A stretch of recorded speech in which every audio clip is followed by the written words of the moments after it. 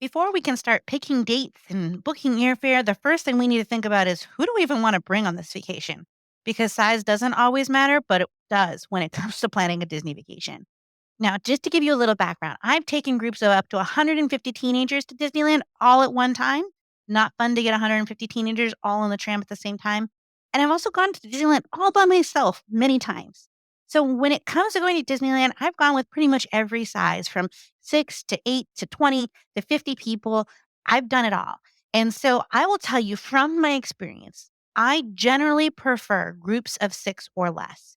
And let's talk about why I like that size of a group. But that doesn't mean that you can't go with a much bigger group. We see groups of 20, 30, 40 at Disneyland all the time, and they are having a great time. So let's talk about the advantage of keeping your group small. Do we want to invite grandma and grandpa? Do we want to invite aunt and uncle? We want to think about the kind of trip that you want before you start inviting people to your trip. The advantages of keeping your trip small and 6 people or less is that it's easier to establish and maintain a group leader. Once you start mixing a lot of different families, a lot of different groups, it can be difficult when several people all want to be the leader or all want to decide what you're going to do next. And so that can make it more difficult to be able to determine what we're going to do next. It's also easier to focus on the must do's of a smaller group. So if you really want to focus on making sure that your daughter who's never gone to Disneyland gets a chance to meet all of her favorite princesses and you want a picture of her on the teacups, and then you also want to watch the fireworks. If you invite your brother and sister to come and they bring their teenage daughter, then they are now going to want to ride a lot of roller coasters, which can make it more difficult for you to focus on the things that you wanted to do. If you have specific things that you want to do, then it can be easier to focus on those activities with a smaller group. It will also be much easier to get dining reservations if you know you wanna eat at Blue Bayou, you know you wanna do a character meal, the really fancy princess dinner that they have at Napa Rose, then you wanna go with a smaller group or break up those reservations into smaller groups. It is possible to get reservations for 6 or 8. Once you get past 6 or 8, it is much, much harder to get dining reservations. And the biggest thing for me actually is I don't like waiting. In a big group, you're going to spend a lot more time waiting for the bathroom, waiting for people to get their backpack, running back to lockers. So you just end up moving a lot slower through the park. Again, that's not a bad thing. It just depends on what you like. Now, there are some advantages to going in a bigger group too. And the first, of course, is you're going to get to make memories with this much larger group, and it can be a lot of fun.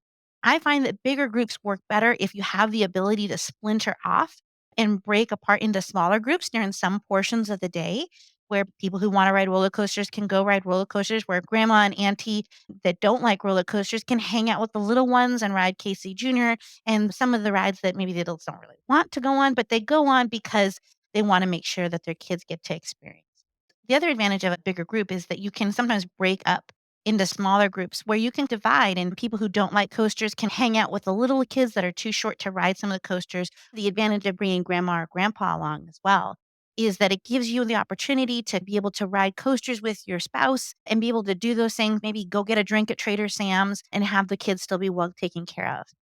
If you don't have grandma and grandpa available, there are sitting services that are available around the parks and in some of the hotels. So if you did want to go out for a nice meal or to get a drink or even spend one day in the park without the kids, that is something that is doable. One of the questions that I see asked quite a bit is, can I go alone as a single parent with my kids, especially if they're little? I will tell you that some of my favorite trips to Disneyland I've ever taken was me by myself because my husband wasn't able to get the time off.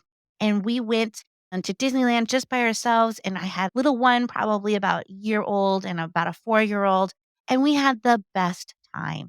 And so it is very much possible to do that. You're just going to have to stick to the rides of your shortest member. So you won't be able to split off unless you have at least one child that's over the age of 7, but it's still very doable. You can have a really fun trip. It's just a little bit of a different trip than if you have grandma and grandpa or your spouse is able to come. Now that you know who you want to invite, it's time to go ahead and start picking our perfect park dates.